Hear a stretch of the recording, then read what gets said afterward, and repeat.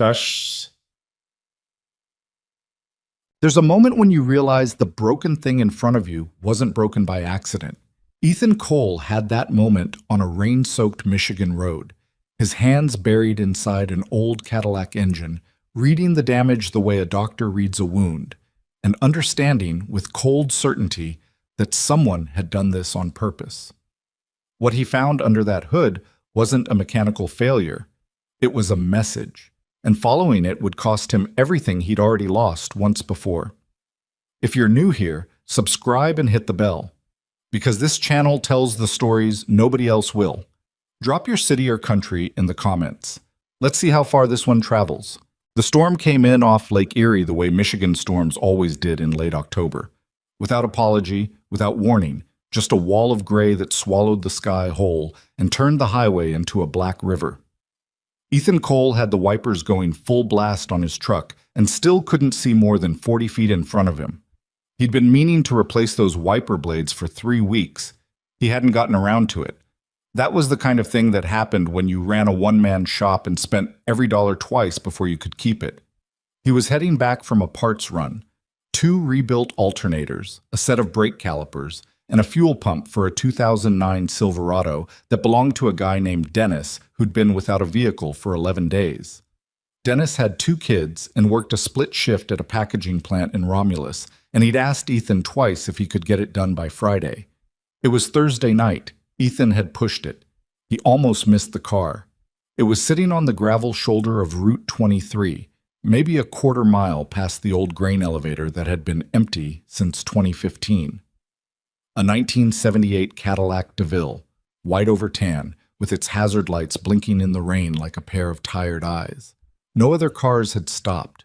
No one was standing outside. Ethan slowed without thinking about it. The habit was older than his shop, older than his career, older than the part of his life he didn't think about anymore, and pulled in behind it. He sat there for a second, engine running, watching the hazards blink. The rational part of his brain, the part that had learned some hard lessons about getting involved in things that weren't his business, said, "Keep moving." It was late. He had work in the morning. The parts in the back seat were for a man counting on him. He got out anyway. The rain hit him immediately, the kind of cold October rain that goes straight through a jacket. He grabbed his flashlight from the glove box and walked up along the driver's side, shining the beam through the window. An elderly woman sat behind the wheel. She had white hair pinned up under a plastic rain bonnet, a tan cardigan buttoned to the collar, and both hands folded in her lap like she was waiting for a bus. She wasn't panicking. She wasn't crying. She just looked tired. Ethan knocked on the glass. She turned and looked at him with the calm assessment of someone who had already lived through enough things that a stranger in the rain wasn't particularly alarming. She rolled the window down 2 inches. "Ma'am," Ethan said, "you need some help?" "The car stopped," she said. Her voice was steady, slightly formal. "I was driving, and it simply stopped. I've called my daughter, but she's in a meeting, and I don't know how long." She paused. "Are you a mechanic?" "Yes, ma'am." She studied him for a moment through the gap in the window. He was aware of how he looked. Work jacket soaked through, old Detroit Tigers cap dripping, hands that were never quite clean no matter how much he scrubbed them. Not exactly reassuring. "There's a flashlight in the glove box," she said finally, as if she'd made a decision. "And the hood release is on the left side under the dash." Her name was Margaret Vale, she told him through the window while he worked. She was 74. She'd had the Cadillac for 31 years, bought it used from an estate sale in Grosse Pointe, kept it running through what she called stubborn persistence in a very good shop in Birmingham that had unfortunately closed 2 years ago. She drove it to her garden club on Tuesdays and to her sister's house in Ann Arbor twice a month. She did not, she said with a kind of quiet firmness, intend to replace it. "Don't blame you," Ethan said.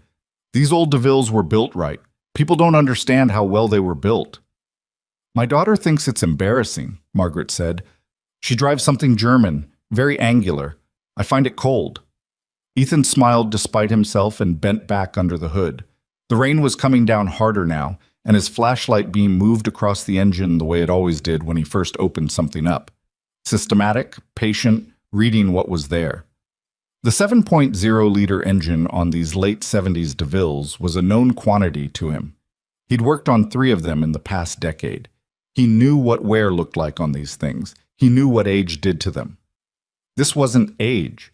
He found it in the fuel delivery system, in the connection between the mechanical fuel pump and the carburetor. The fitting had been, there was no other word for it, modified. Not damaged, not corroded. Modified. The threading had been carefully compromised in a way that would hold under normal operating conditions and then fail at a specific level of fuel pressure, the kind of pressure the engine built up after a sustained highway run. It would have seemed, to anyone who didn't know exactly what to look for, like an ordinary fitting that had worn out. Ethan straightened up and stood in the rain for a moment, staring at it. Wear did not look like this. Corrosion did not look like this. He'd seen both for 25 years, first in engineering labs and then on shop floors, and then in his own garage. And neither of them produced this particular pattern of threading failure. This was deliberate. Someone with mechanical knowledge, real mechanical knowledge, not shade tree knowledge, had done this by hand, carefully, with the right tools, in a way designed to fail on a timer. The question that came immediately after that thought was, why would anyone do this to a 74-year-old woman's garden club car? He didn't have an answer.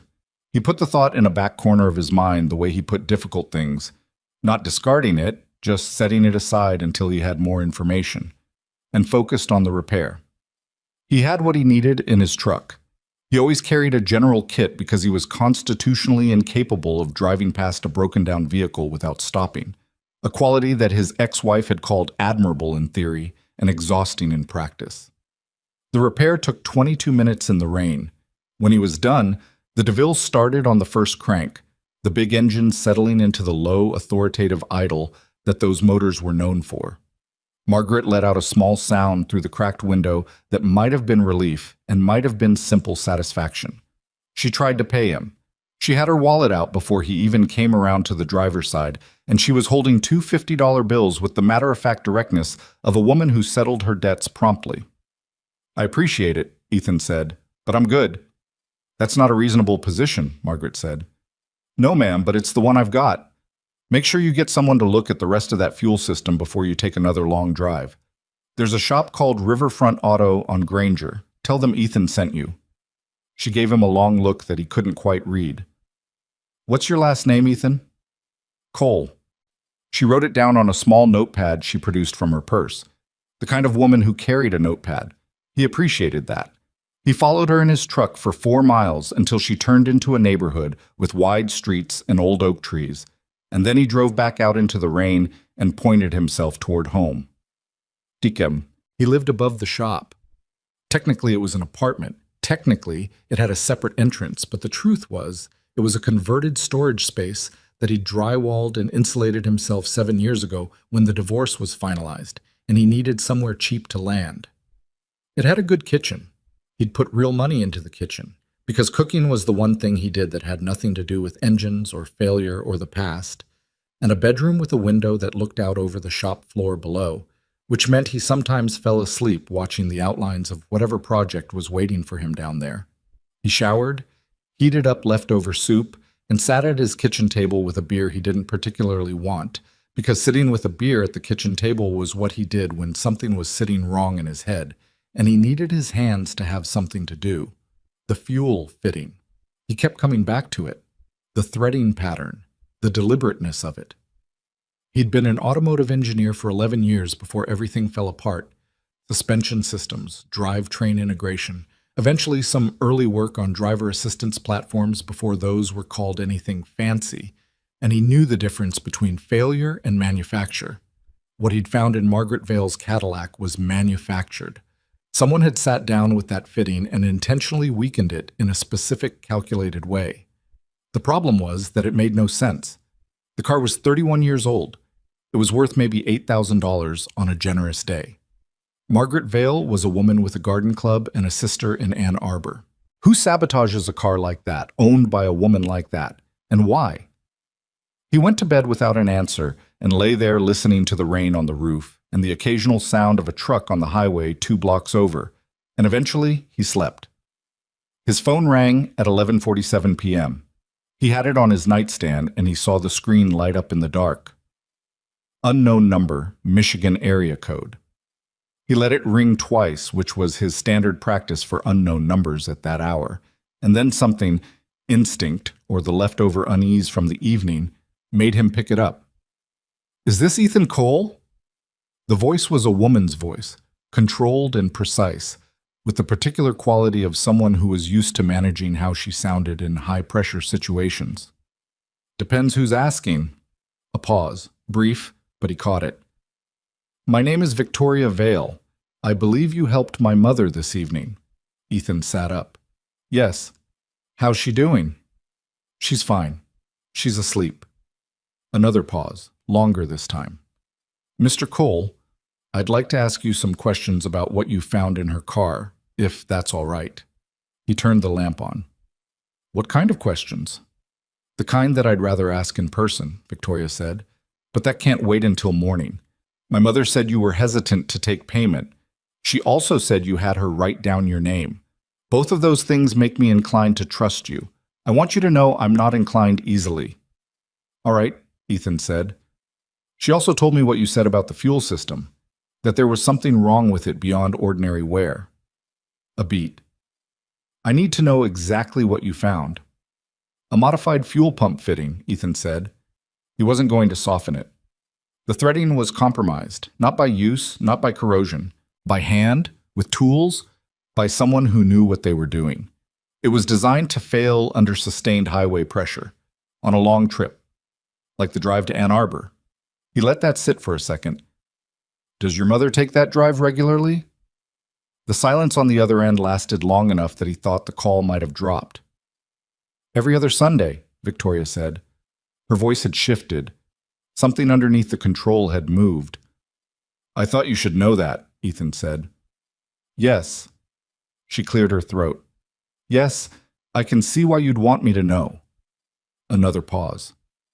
"Mr. Cole, I'd like you to come to our facility tomorrow, the Vale Automotive Headquarters and Testing Center in Dearborn. I want you to look at something." "What kind of something?" "I'd rather show you in person." He thought about Dennis's Silverado, about the brake calipers sitting in the back seat of his truck, about the stack of work orders on his desk that had been sitting for 2 weeks. He thought about the threading pattern on that fuel fitting and the particular kind of unease that had been following him since he found it. "What time?" he said. 8 o'clock. "I'll be there." He set the phone down on the nightstand and sat in the lamplight for a while. Outside, the rain had eased to a drizzle. From the window, he could see the faint silhouette of the shop below, the shapes of the cars that were waiting for him, and he thought about the Cadillac, the old white DeVille sitting in Margaret Vale's driveway right now, repaired and running, but carrying in its fuel system the trace of something that someone had very much not wanted found. He turned off the lamp. He did not sleep particularly well. The alarm went off at 6. He made coffee in the good stovetop pot his daughter had given him for his birthday 2 years ago, before she'd moved to Portland for a job at an architecture firm, and their calls had settled into the comfortable, slightly guilty rhythm of every other Sunday. He drank it standing at the kitchen window, watching the street below. The rain had stopped overnight. The October air had that particular cold clarity that came after a storm, and the neighborhood looked scrubbed and sharp in the early light. He thought about calling to cancel. The Silverado wasn't going to fix itself. He had 2 other vehicles coming in this week and a diagnostic job he'd promised by Friday. He was a mechanic. He ran a shop. He wasn't whatever it was Victoria Vale seemed to think he could be useful as. But he kept seeing the threading on that fitting. He went. The Vale Automotive Complex sat off the Southfield Freeway in a stretch of Dearborn that had been quietly redeveloping for the past decade, modern buildings pushing up through the industrial landscape like something trying to become the future before the city had finished being the past. The main building was steel and glass, cleanly designed without being showy, and there was a separate testing facility set back from the road behind a security gate that looked newer than the rest of the complex. A security guard at the front desk had his name on a list. That was the first indication that Victoria Vale was organized. The second was the fact that she was waiting for him in the lobby instead of making him sit. She was 41 or 42, he guessed, close to his own age, and she had the kind of composed, watchful presence that comes either from very good upbringing or from years of learning to read rooms fast. She was dressed plainly, dark blazer and slacks, no jewelry except a watch that was functional rather than decorative. She shook his hand without the social performance that executives sometimes gave to people they considered beneath them, which he noted. "Mr. Cole, thank you for coming. You said it couldn't wait." "I did." She gestured toward a corridor behind the desk. "This way." She walked fast. He kept up.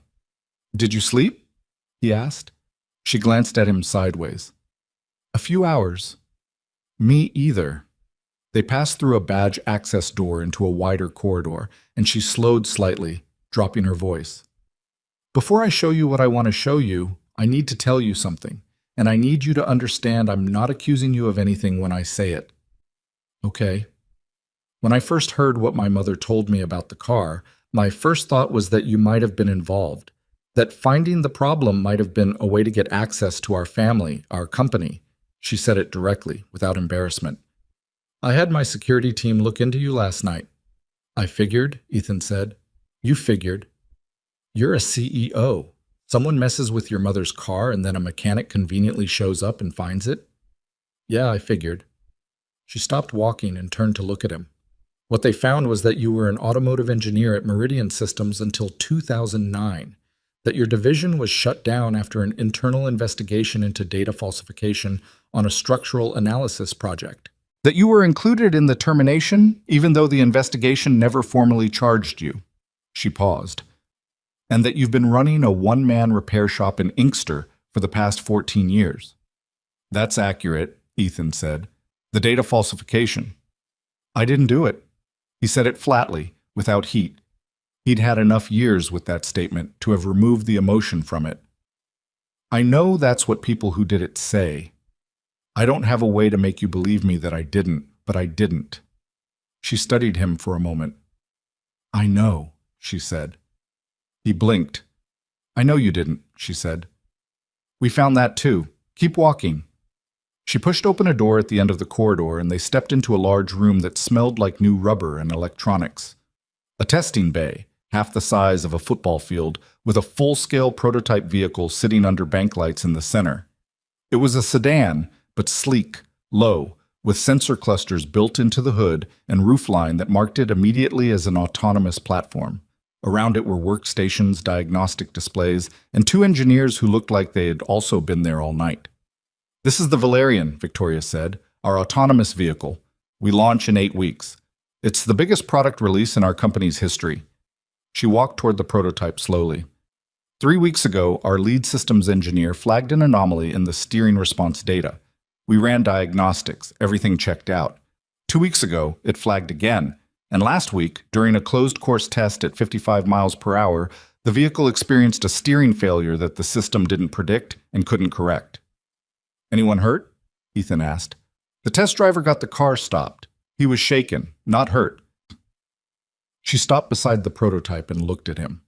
"Mr. Cole, I want you to look at these systems, not our engineers. They've been looking at it for 3 weeks, and they're getting nowhere. I want someone from outside, someone with no connection to this project, to look at what's in here." She paused. "My mother's car was tampered with. Last night that seemed like a separate problem. This morning I'm not so sure." Ethan stood in front of the Valerian and looked at it. Under the bank lights, the sensor clusters on the hood cast small shadows, and the vehicle had the particular air of something that had been worked on by a lot of people with a lot of money and very high stakes. "I'm a small shop mechanic," he said. "You were a systems engineer," Victoria said, "and you found in 20 minutes what I couldn't find in a month." She met his eyes. "I'm asking you to look." He looked at the prototype for a long moment. Then he looked at his hands. The permanently stained knuckles, the calluses, the small scar on his right thumb from a slipped socket wrench in 2018. "I'll need full system access," he said. "Documentation, architecture diagrams, the raw data from all 3 anomaly events. And I need to be left alone while I work. No one looking over my shoulder, no one explaining things to me before I've had a chance to see them clean. Done. And I need to call my shop. I've got a man waiting on his truck." Victoria Vale almost smiled. It didn't quite make it all the way to her face, but it got close. Of course, she said. Ethan pulled out his phone and dialed. The car was quiet around him, and somewhere in the testing bay, one of the engineers had started typing, and outside the October sun was working on the wet pavement, and inside Ethan Cole's chest, something that had been dormant for a very long time was doing something that felt uncomfortably like waking up. The engineers gave him a workstation in the corner of the testing bay, away from the prototype, away from the main cluster of monitors where Vale's own team had been grinding through the same data for 3 weeks. Victoria had been clear with them, direct, almost blunt in the way she delivered instructions, that Ethan was to have read access to everything: architecture files, sensor logs, the raw telemetry from all 3 anomaly events, the original system design documentation going back to the Valerian's first engineering phase 4 years ago. One of the engineers, a younger guy named Preston, who had the particular tight-jawed expression of someone who didn't appreciate an outsider being handed the keys, had started to say something about proprietary protocols. Victoria had looked at him once, and he'd stopped. Ethan appreciated that she didn't make a production of it. He spent the first 40 minutes just reading. Not the diagnostic summaries, not the incident reports, the original architecture documents, the foundation. When you were trying to understand why something was failing, you didn't start with the failure. You started with the intent. You read what the people who built it believed they were building, and then you compared that belief against what was actually there, and the gap between those 2 things was usually where the truth lived. The Valerian steering integration was a layered system, a conventional mechanical column backed by an electronic control unit that could override inputs in emergency situations, with a sensor array feeding real-time road data into a prediction model that was supposed to anticipate corrections before the driver needed to make them. It was elegant in concept. The documentation was clean and detailed, which told him the original engineering team had been competent. Good documentation wasn't glamorous, but it was the mark of people who understood that the next person to look at their work might need to understand it fast, under pressure, without them in the room to explain. He read the telemetry from the first anomaly event, then the second, then the third, the one that had produced the actual steering failure on the test course. He went back to the second event. He went back to the first. Something was nagging at him, a pattern that wasn't quite a pattern, or rather, a pattern that was trying to look like something else. He pulled up the raw sensor data rather than the processed output and started going through it manually, which was the kind of thing that made sense to him and would have been considered deranged by most of his former colleagues who trusted the processing layer completely. The processing layer was the point, they would have said. Why would you go around it? Because the processing layer could be told what to show you. It took him another hour to find it. When he did, he sat back in the chair and looked at the ceiling for a moment, because the thing he'd found was not a bug. It wasn't a design flaw. It wasn't a calibration error or a sensor malfunction or any of the ordinary things that went wrong with complex systems. What he'd found, buried in the signal processing chain between the road sensor array and the control unit, was a piece of code that did not belong there. A small module written in a slightly different style than the surrounding architecture, subtle enough that you'd have to be looking for inconsistency, not just error, to catch it. It sat inside the system like a passenger who'd bought a ticket under a false name. It processed the sensor data before the control unit could act on it, and under specific conditions, vehicle speed between 50 and 60 miles per hour, a particular load profile on the steering column, a specific duration of highway-type travel, it introduced a calculated delay into the emergency override signal. Not a big delay. 90 milliseconds. In ordinary life, 90 milliseconds was nothing. In a vehicle emergency response at highway speed, 90 milliseconds was the difference between a correction and a crash. Ethan stared at the screen for a while. Then he got up and walked to where Victoria was standing with her operations director near the prototype, going over something on a tablet. "I need to talk to you," he said. "Somewhere private." She read his face. Whatever she saw there made her hand the tablet back to her operations director without a word and follow him to a glass-walled conference room off the main bay. He closed the door. "There's a code insertion in your steering control chain," he said. "It's not from your original architecture. Someone put it there after the fact. It's designed to delay your emergency override response by 90 milliseconds under specific operating conditions, Conditions that match exactly what your test driver experienced on the course. Victoria stood very still. Show me. He pulled up the architecture files on the conference room display and walked her through it. She was not an engineer, but she was sharp, and she asked the right questions. Not the technical ones she didn't have the background for, but the operational ones. When was it inserted? How? Who would have had access? I can't tell you exactly when without more forensic work, Ethan said. But the code style is different from your base architecture. Different variable naming convention. Different comment structure. Whoever wrote it knows what they're doing, but they're not from your original team. How do you know that? Because your original team documents consistently. Whoever wrote this doesn't comment their code the same way. Small thing, but it's like handwriting. You write the same way every time without thinking about it. And when someone else tries to copy your document, the spacing is a little off. He paused. And there's something else. Victoria waited.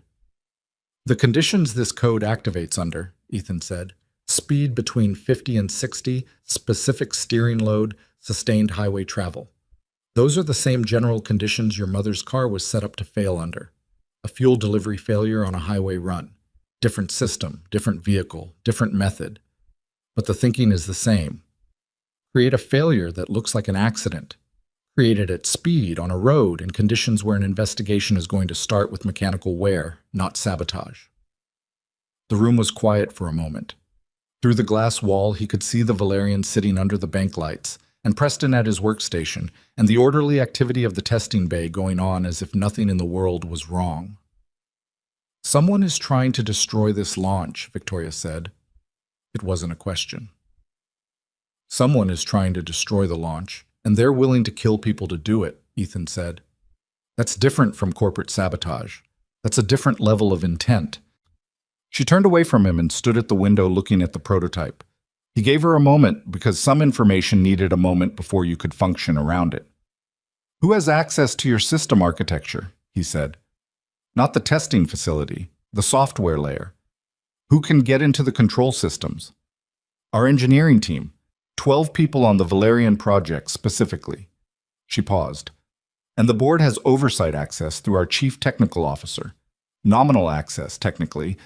It's for governance reporting. They're not supposed to use it for anything operational. Who on the board? She turned back. Her face had settled into something harder. I need to make some calls before I answer that. Victoria. He waited until she looked at him directly.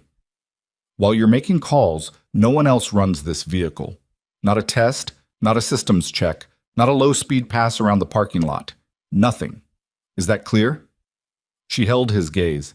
He could see her not liking being told what to do by a man she'd known for 3 hours, and working past it because the alternative was worse.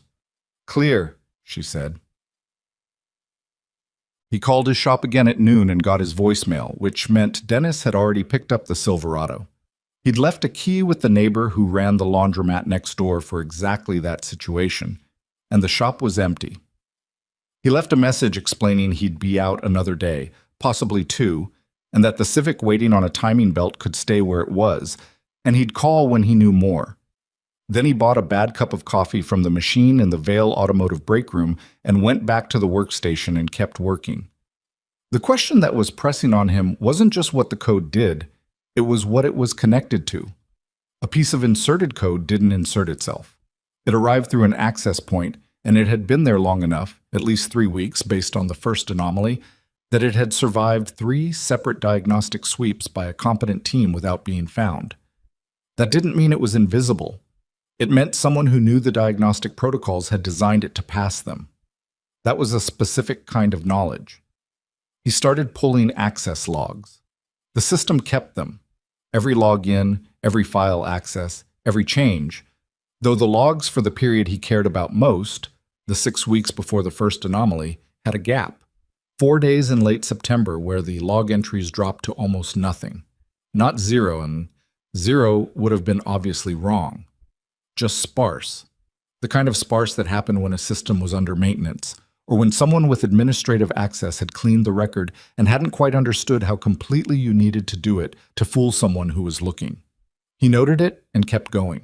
At 2 in the afternoon, Victoria came back to his workstation with a coffee that was marginally better than the break room machine and a look on her face that had seen something unpleasant.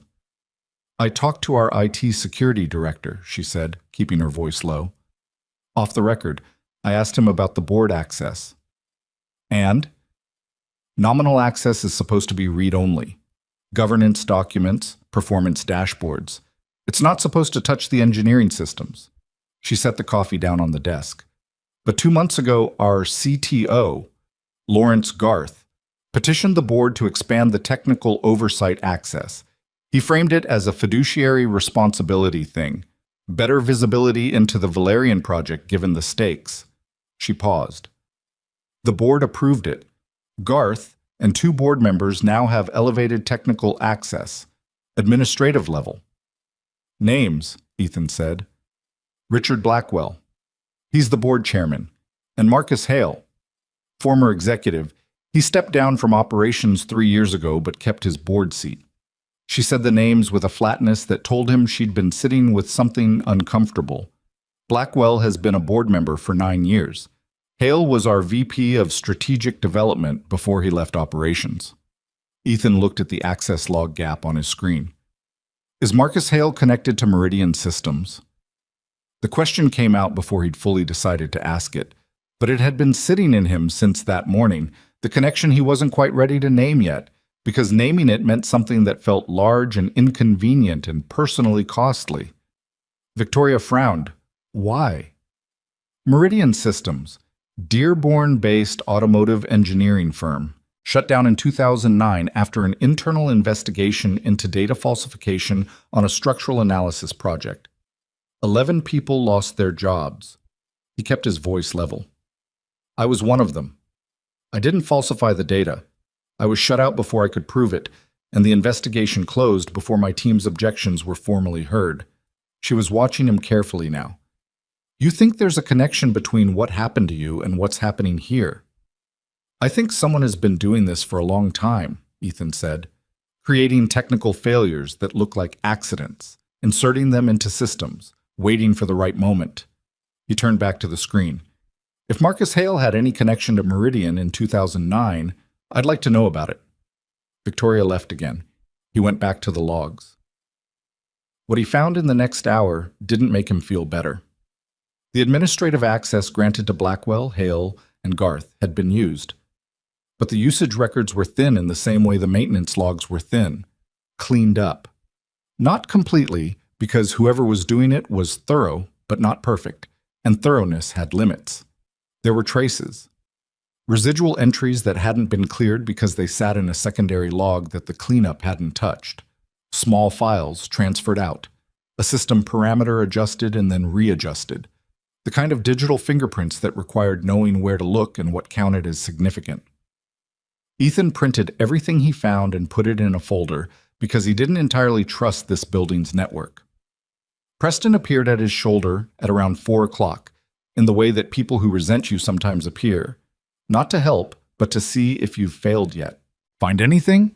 Preston said, with the inflection that meant he expected the answer to be no. "A few things," Ethan said. Preston glanced at the screen. "Those are access logs. That's not engineering data." "I know what they are."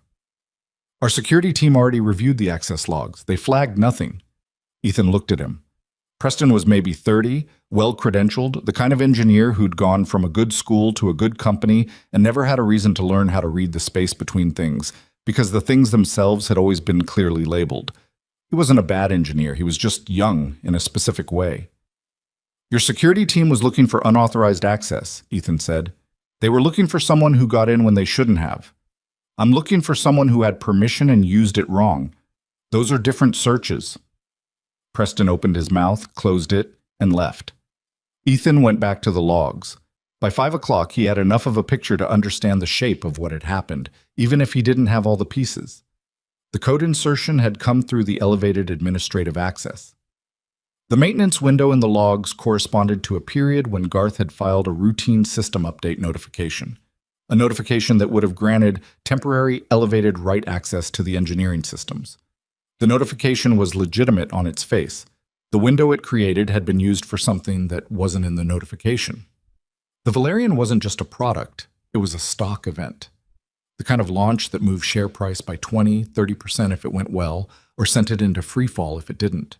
A public failure a crash, an injury, a safety recall on a high-profile autonomous vehicle launch would crater Vail Automotive's value in days.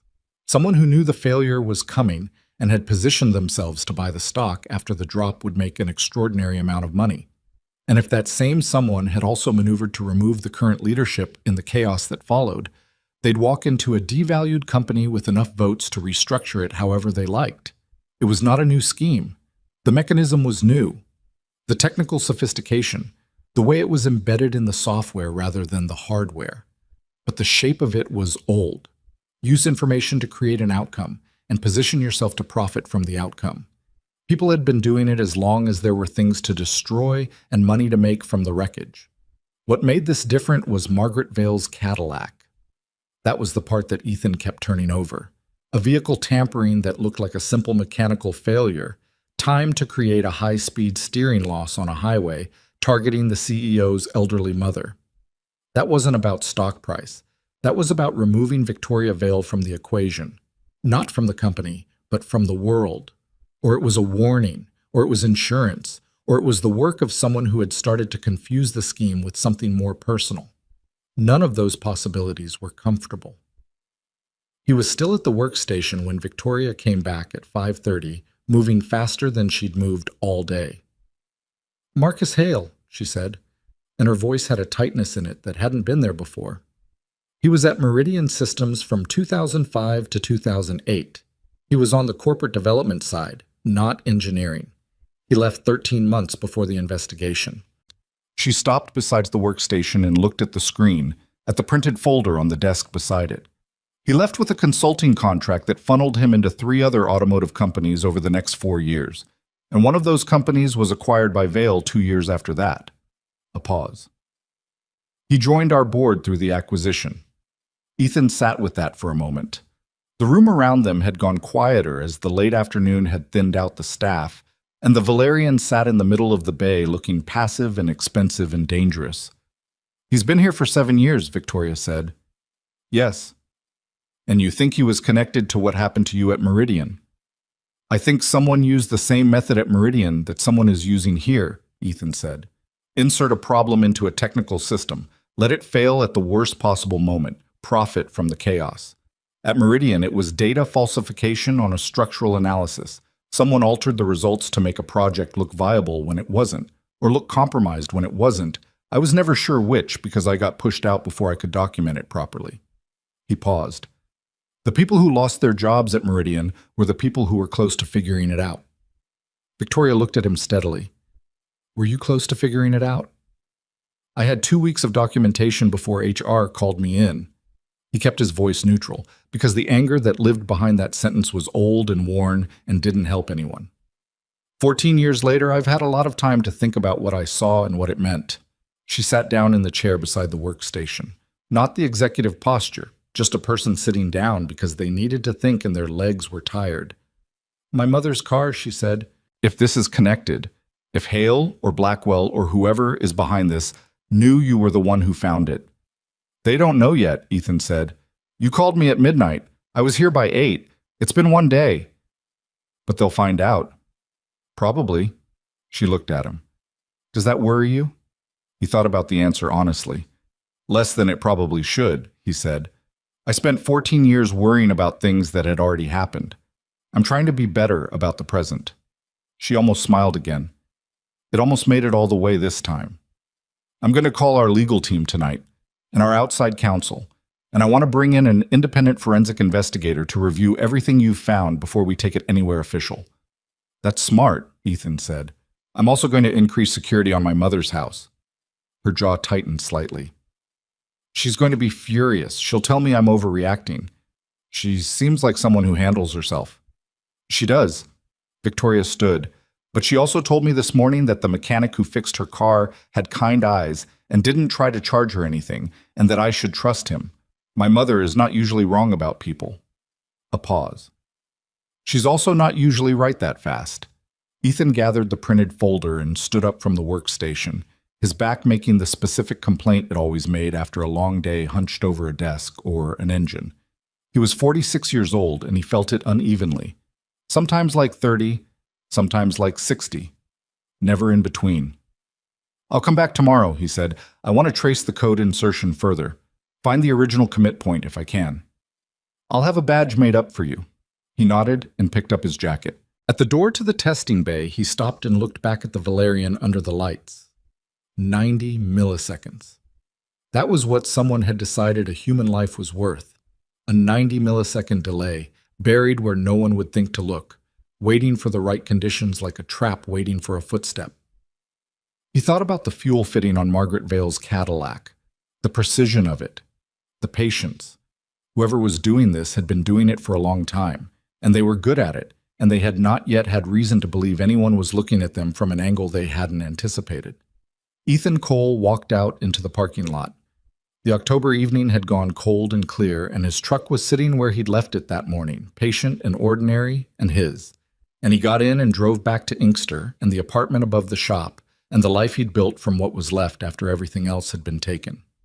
He did not sleep well again. But this time the thing keeping him awake wasn't unease. It was something closer to focus. He was back at Vale Automotive by 7:30 the next morning, before most of the engineering team had arrived, because the thing about finding the edge of something was that you couldn't stop pulling at it. The badge Victoria had arranged was waiting for him at the front desk in a plain white envelope with his name written on it in her handwriting. Not a secretary's handwriting, hers, which he noted without making anything of it.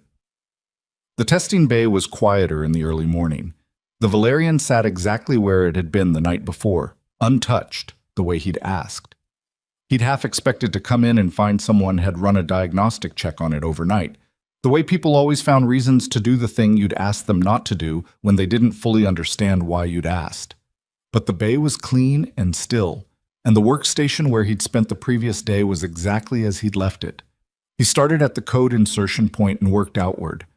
What he was looking for now was the path, not just that the code was there, but how it had arrived, what hands had carried it in, what door had been left open. The maintenance window Garth had filed was the entry point, but entry points didn't tell you everything. They told you how someone got in. They didn't always tell you who held the door. He worked through the morning without stopping, coffee going cold beside him. And what emerged from the data was something that had the particular quality of things that have been carefully hidden. Not invisible, but requiring patience to see. The code insertion had been executed during the maintenance window, which was on record, but the preparation for it, the reconnaissance, the mapping of the system architecture, the identification of exactly which module to target and how to write something that would pass the diagnostic sweeps, that had happened earlier, weeks earlier. And it had happened through a different access point than the administrative credentials that Blackwell and Hale shared. It had happened through Lawrence Garth's personal engineering credentials. Ethan sat with that for a moment. Garth was Vale's chief technical officer. He had legitimate access to everything. His credentials moving through the system wouldn't flag anything because Garth moving through the system was normal, but the pattern of access, the specific files reviewed, the sequence, the timing, that told a story if you read it like a story rather than like a log. Someone had used Garth's credentials to learn the system before they used the administrative access to change it. Whether Garth knew his credentials were being used was a different question entirely. Credentials got borrowed. Credentials got watched over shoulders and written on sticky notes and shared in moments of convenience that nobody thought about twice until they needed to think about them very hard. He needed to talk to Victoria, and he needed to do it carefully, because what he was building here was not yet evidence in any formal sense. It was a picture, and pictures could be argued with. He was still at the workstation when the sound of the testing bay door opening brought his head up, and it wasn't Victoria who walked in. It was a man Ethan didn't recognize, mid-60s, silver-haired, with the kind of posture that came from decades of being the most important person in whatever room he occupied. He was dressed in a suit that cost more than Ethan's truck, and he walked through the testing bay with the comfortable authority of someone who owned the floor he was standing on. 2 steps behind him came another man, younger by maybe 15 years, broader across the shoulders, with a watchfulness that read less like an executive and more like someone accustomed to managing exits. They stopped in the middle of the bay. The silver-haired man looked at the Valerian. Then he looked at Ethan's workstation. Then he looked at Ethan. "You must be the mechanic," he said. The word mechanic landed with a very specific weight. Not insulting exactly, more like a category. The tone that meant, "I know what shelf you belong on." "Richard Blackwell," the man said, extending his hand across the space without moving toward Ethan, presenting the name like a credential. "Board chairman, and this is Marcus Hale." Ethan stood up from the workstation slowly. He shook Blackwell's hand. He shook Hale's hand. Hale's grip was firm and dry, and his eyes, when they met Ethan's, had the quality of a man taking inventory. "I heard Victoria brought in outside help," Blackwell said, moving past the handshake and toward the prototype with the ease of someone comfortable dismissing conversations. "Given the situation with the Valerian, I understand the impulse, though I'd have thought she'd call someone with current industry experience." He glanced back at Ethan. "You've been running a repair shop in Inkster?" "That's right," Ethan said. "And before that, you were at Meridian." Ethan kept his face neutral. "Before that." Hale had moved to the other side of the workstation and was looking at the screens without touching anything. Ethan watched him look. Hale was good. He was scanning without appearing to scan, the way practiced people did when they were gathering information and didn't want you to see them doing it. "The Valerian project is a sensitive matter," Blackwell said, turning back from the prototype. "Proprietary technology, significant pre-launch security protocols. I want to make sure Victoria has thought through the implications of bringing an outside contractor into the system architecture at this stage." "You'd have to ask Victoria about that," Ethan said. "I'm asking you." "I know." He met Blackwell's eyes. "I still think you should ask Victoria." There was a beat of silence. Blackwell smiled, the smile of a man who rarely got that answer and was deciding how he felt about it. "We're also on the board's technical oversight committee," Hale said. His voice was quieter than Blackwell's, more considered. "We have a governance responsibility to understand what's happening with the Valerian systems, particularly given the anomalies." He paused. "What have you found?" "I'm still working through it," Ethan said. "Surely you have some preliminary findings." "Preliminary findings aren't findings," Ethan said. "I don't report preliminary. When I have something complete, I'll report it to Victoria." Hale looked at him for a moment longer than was comfortable. Then the door at the far end of the bay opened and Victoria walked in, already in motion, already reading the room. Her eyes went to Blackwell and Hale, and then to Ethan, and then back to Blackwell with the practiced neutrality of someone recalibrating on the move. "Richard," she said. "Marcus, I didn't know you were coming in today." "Board members don't generally need appointments," Blackwell said pleasantly. "No, of course not." She came to stand beside the workstation, which put her physically between Ethan and the two men in a way that might have been accidental and probably wasn't. "I would have appreciated a call, though. There are security protocols around the Valerian Bay, which we have full access to under the expanded technical oversight provisions," Hale said. "Smooth, rehearsed in the way that things sound when they've been said in a mirror." "Of course." Victoria's voice matched his smoothness and raised it slightly. "Have you had a chance to look around?" "We were just getting acquainted with Mr. Cole," Blackwell said. He looked at Ethan one more time, the inventory look that Hale had started and that Blackwell was completing. "Interesting choice for a systems investigation." "He found the problem," Victoria said. "That usually settles the question of whether someone is an interesting choice." Blackwell's smile didn't waver. "Keep us posted, Victoria." He looked around the testing bay once more, at the Valerian, at the workstations, at the printed folder sitting closed beside Ethan's keyboard. Then he nodded to Hale and they walked out the way they'd come in, unhurried, the door closing behind them with a sound that was quieter than it should have been. The bay was still for a moment. "How long were they here before I came in?" Victoria said. "Maybe 5 minutes. They introduced themselves. Hale looked at my screens." "What was on the screens?" "Access logs. Same thing I've been in all morning." He paused. "They came to see what I had." "I know." Her jaw was tight. "My assistant called me the second they badged in. I got here as fast as I could." She looked at the door. Blackwell doesn't come into the facility. He hasn't been on this floor in 8 months. I checked the badge log after they left. 8 months? Ethan said. The Valerian project started 4 years ago. He's toured the facility twice. Both times were board presentations. Formal, scheduled, the whole team present. She turned back to him. He came in today because of you. Because someone told him about me, Ethan said. Which means someone inside this building reported to him. Probably last night. Victoria looked at the workstation, at the folder, at the bay around them, the ordinary activity of morning starting up, engineers filtering in at their stations, the refrigerated hum of the server racks along the far wall. Who can I trust in here? She said. It wasn't a rhetorical question. She genuinely wanted the answer. I don't know yet, Ethan said honestly, but I need to talk to Lawrence Garth today. Garth was in his office on the 3rd floor, which was a glass and steel room with a view of the testing facility below, and a desk that was buried under the organized chaos of an engineer who'd become an executive and hadn't fully committed to either. He was 50, heavy-set, with reading glasses pushed up on his forehead, and the distracted quality of someone whose brain was running 3 conversations simultaneously. He looked up when Victoria came in with Ethan, and his face did several things in quick sequence. Recognition of Victoria, assessment of Ethan, and something underneath both of those that might have been anxiety, and might have been guilt, and might have been simple tiredness. It was hard to tell. People who worked under pressure looked anxious the way people with colds looked feverish. Lawrence, Victoria said, this is Ethan Cole. He's been reviewing the Valerian system issues. I heard, Garth said. He didn't stand. Preston told me. Said you were in the access logs.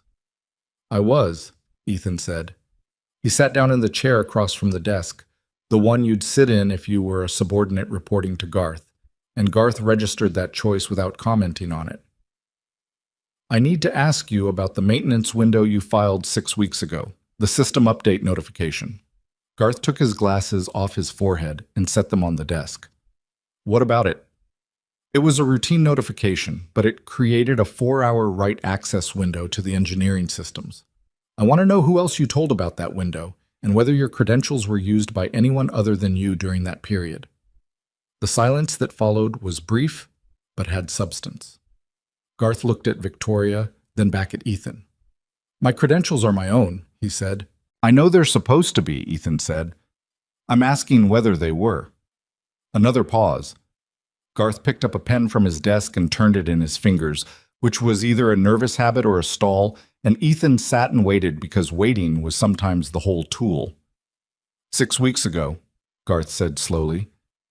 I was at a conference in Chicago for 3 days during that window.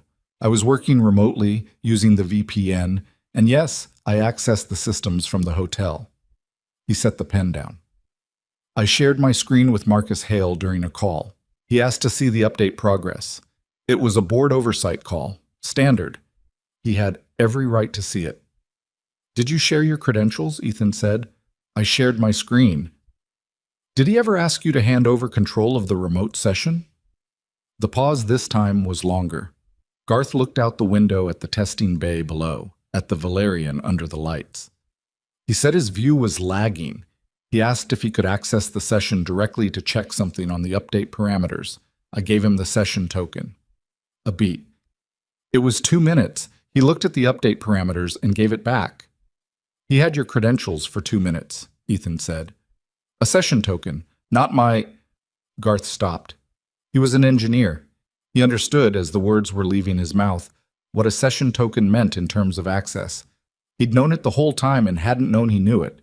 The way people buried the implications of things they didn't want to examine. He used it, Garth said.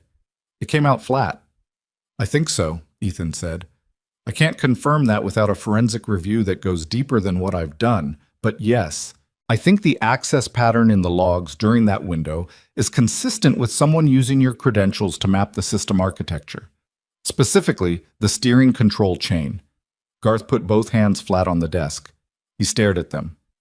I've been trying to find that fault for 3 weeks, he said quietly. My team has been in that code every day. We ran 4 complete diagnostic sweeps. The insertion was designed to pass your diagnostics, Ethan said. Whoever wrote it knew your protocols. Because they had my credentials, Garth said. Because they used my access to learn the system well enough to hide something inside it. He looked up at Ethan. The distracted quality was gone. He looked tired and angry, and like someone who had just understood something he was going to have to live with. They used me. Yes, Ethan said. I don't think you were complicit. But I need you to understand what that means for what comes next. If we take this to the board, Hale and Blackwell are on the board. If we take it to law enforcement, they'll lawyer up, and the first thing they'll argue is that the access came through your credentials, and you're a more convenient story than they are. Garth sat with that. So what do? He said. We document everything, Ethan said. Every piece of what I've found, every conversation, everything you just told me.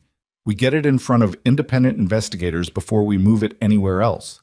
We build a record that's so complete that the convenient story doesn't hold. That afternoon was the kind of afternoon that felt like it lasted 3 days. Victoria's outside counsel arrived at 2. A woman named Diane Reeves, who had the brisk, unsentimental quality of someone who'd spent 30 years in corporate litigation and had no patience for things that didn't move forward. She went through Ethan's printed materials and his screen captures and his notes from the access log review with the focused efficiency of someone performing triage, asking questions that were pointed and exact, and that told him she was already thinking about what would survive a challenge.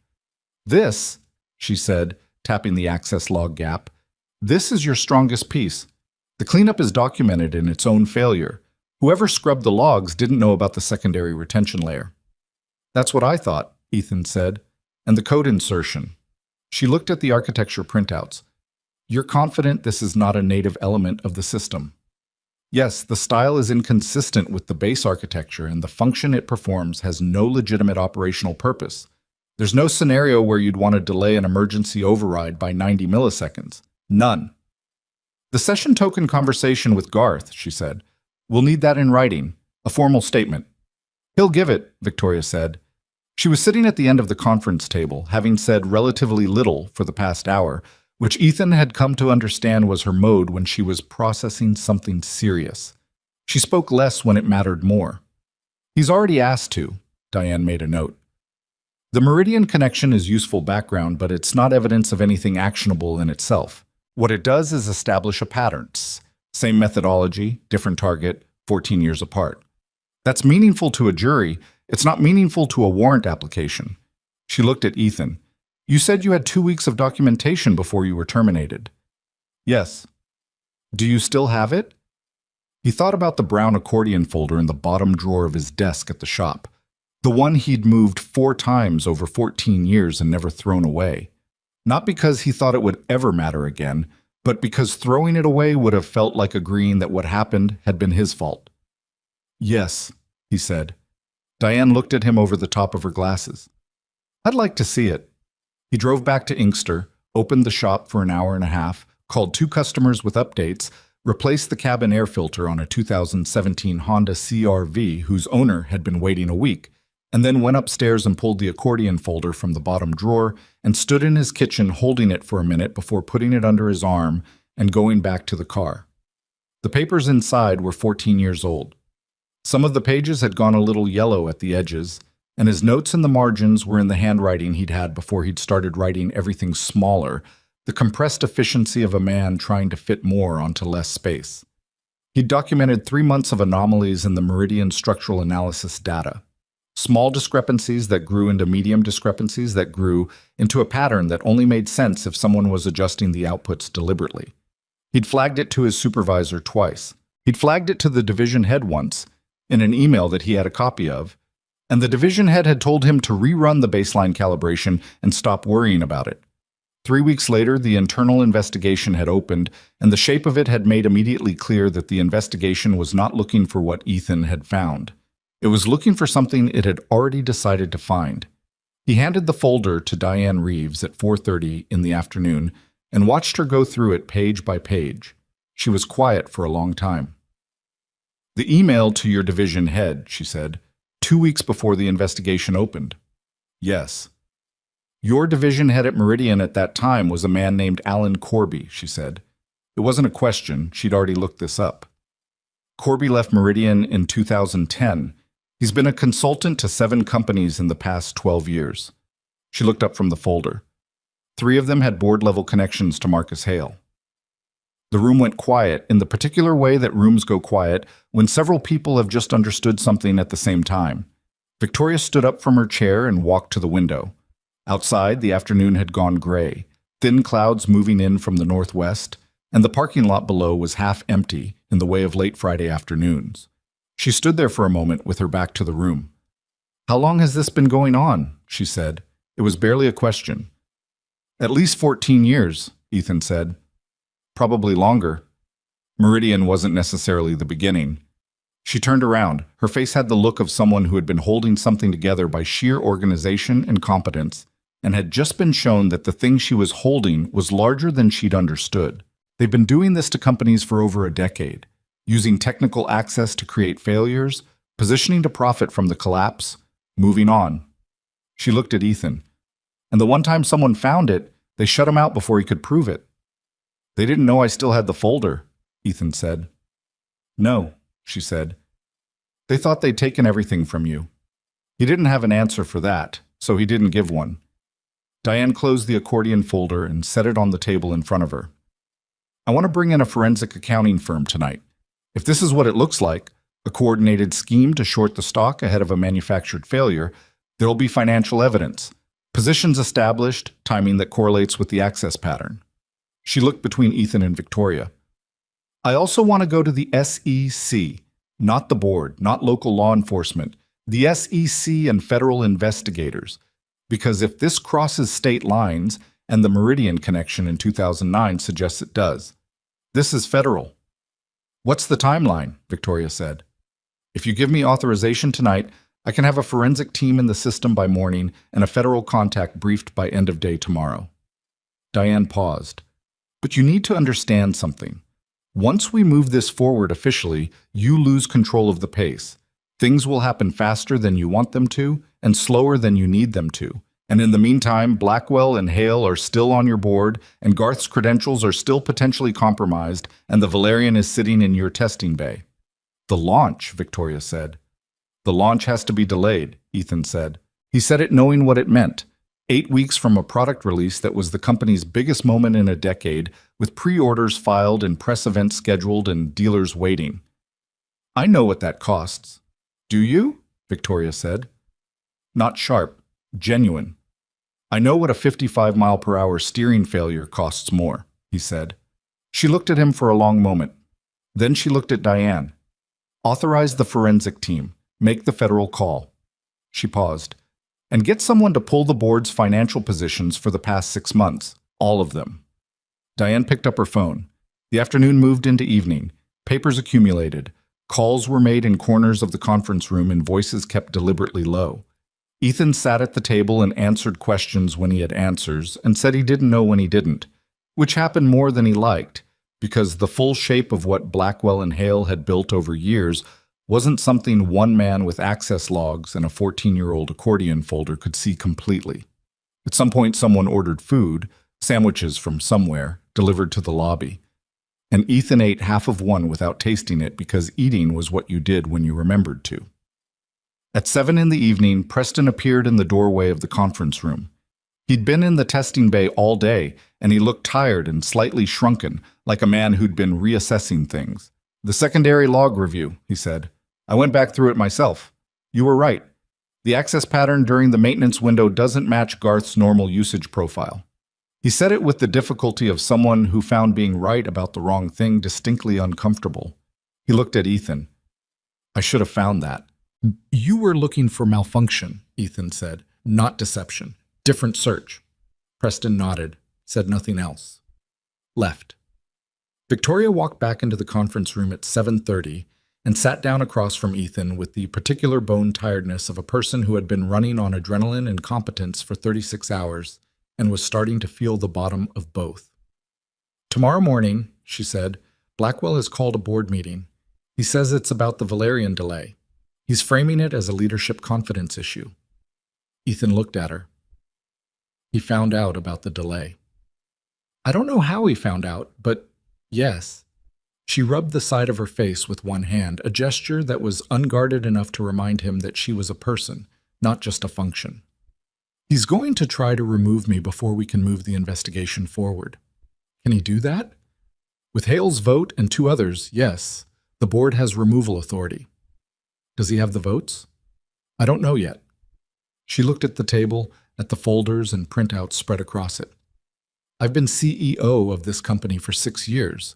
I brought in 4 of the 7 board members myself, but Blackwell has been here longer than any of them, and he's very good at the particular thing he's good at.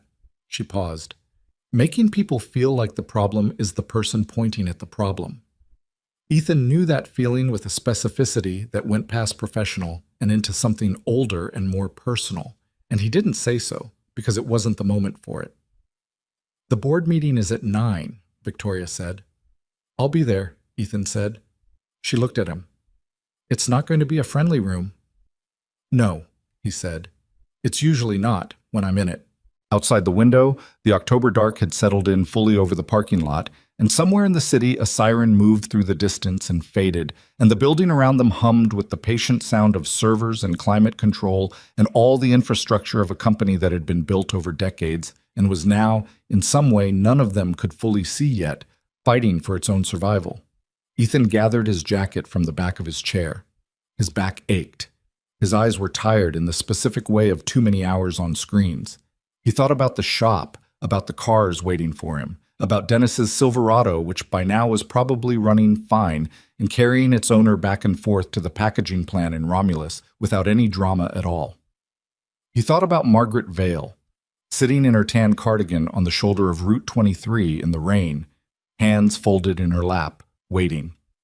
He went home and set his alarm for 5:30 and lay in the dark above the shop and thought about 90 milliseconds and 14 years and the particular patience of people who had decided that other people's lives were resources to be managed, and eventually, sometime before midnight, he slept. The Vale Automotive boardroom was on the 4th floor, a long rectangular space with a table that seated 12 and windows on the north side that looked out over the Dearborn skyline in the gray October morning light.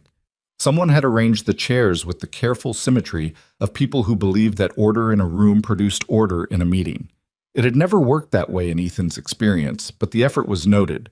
He arrived at 8:40 with Victoria and Diane Reeves and Lawrence Garth, who had spent the previous evening writing a formal statement that Diane had reviewed 3 times, and that he'd signed at 10 p.m. with the quiet, slightly hollow look of a man who understood that signing it was right, and that right things sometimes cost something. The 4 of them had ridden up in the elevator without saying much because everything that needed to be said had been said the night before, and saying it again wouldn't help anyone. The board members were already in the room when they arrived. 7 people around the table, plus Blackwell at the head, plus Hale to Blackwell's right. Ethan counted the faces and read what he could from them. 2 women he didn't recognize who had the cautious, neutral expressions of people waiting to understand which way things were going before they committed. A man in his 60s with white hair and a bow tie who was studying his phone. 2 others who were watching Victoria walk in with an attention that could have meant anything. Blackwell looked at Ethan the way he'd looked at him in the testing bay. The category look. Then he looked at Victoria. I called this meeting to discuss the Valerian delay, Blackwell said, as if the meeting had already started, as if them walking in was a detail. I'm also going to be raising a confidence motion at the end of the session. He said it calmly, the way you stated things you'd already decided. Before we get there, perhaps Victoria can explain why she's brought outside personnel into a sensitive proprietary review without board authorization. I brought in someone who found a sabotage insertion in our steering control system in less than 48 hours, Victoria said, sitting down. I'd have thought that answered the question. Sabotage is a significant word, Hale said. His voice had the considered quality it had carried in the testing bay, measured, almost academic. He was looking at Ethan. What we've seen so far is an anomaly in a complex system that your own engineering team has been unable to diagnose. Calling it sabotage before a thorough review seems... I'd like to present what I found, Ethan said. The room looked at him. Blackwell's expression shifted fractionally. Not quite surprise, but something adjacent to it. He hadn't expected to be interrupted. Men like Blackwell rarely were. You're not a board member, Blackwell said. You're not a company employee. You don't have standing to present in this meeting." "He's here as a technical consultant retained by the CEO," Diane said. "The CEO has authority to retain outside technical expertise without board approval under Section 7 of the operating agreement. I can provide the citation if you'd like." Blackwell looked at Diane the way people look at lawyers when lawyers say things they were hoping wouldn't be said. "Fine," he said. 5 minutes. Ethan stood up. He didn't have a presentation.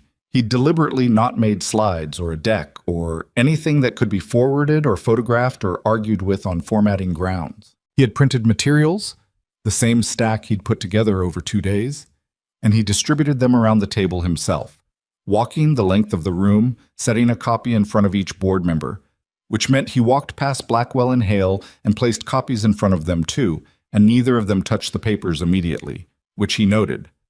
He remained standing at the end of the table opposite Blackwell.